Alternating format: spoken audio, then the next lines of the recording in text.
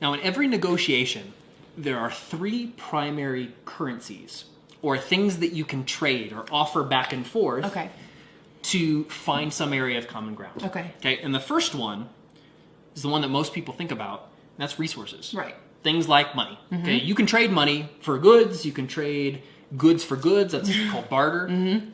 But you can trade resources back and forth. Sure.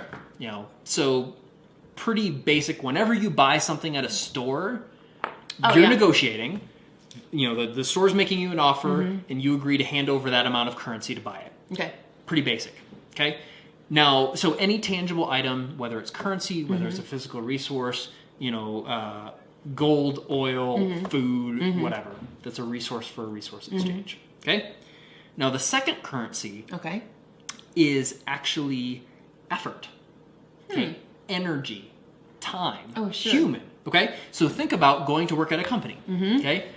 You have a negotiation, you're making a trade. You're giving up your time and your energy in exchange for a certain amount of resources, which is your pay or your salary or whatever.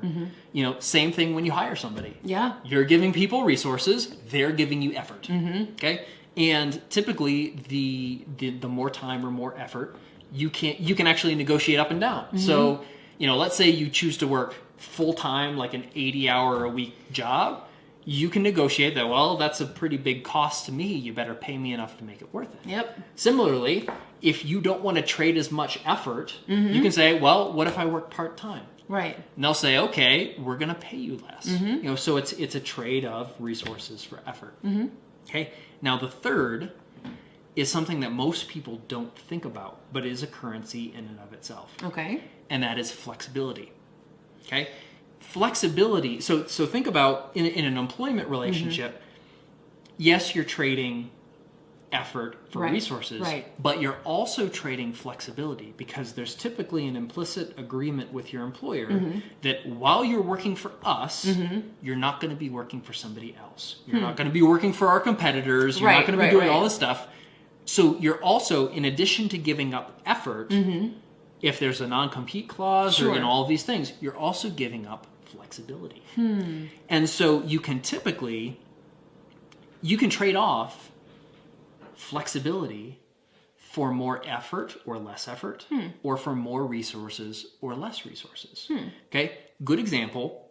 When we were going through the negotiation for the book that I'm writing, one of the things that was really important to me was the flexibility to offer the content, which I'm talking about in the book, on my website and via courses, which is the only reason that you're watching this right now. That's right. And a major point of the negotiation was I wanted the flexibility to do that myself without my publisher's permission, and for them to agree to that in advance. Now, and if I would have sold the rights to that flexibility, I probably could have gotten a larger advance for the book, but I didn't. That wasn't a trade that I was willing to make.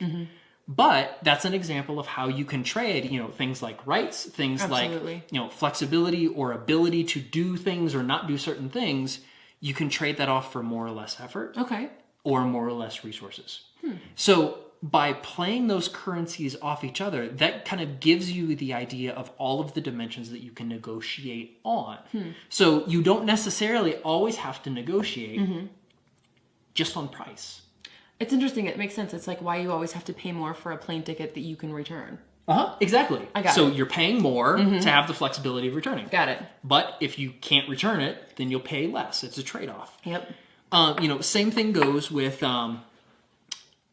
say, if you're going through an employment negotiation, you don't have to negotiate just on the salary. That's just one thing. You can negotiate on benefits. Right. You can negotiate on time off, which is flexibility. You can negotiate on effort, you know, things that you will be responsible for and you won't be responsible for. You know, there are all these different things related to the three primary currencies, but if you don't think about all three, you really limit yourself. Don't have as many options. Yeah, in your ability to negotiate a deal that actually works. Nice. So those are the three negotiating currencies, or the three universal currencies.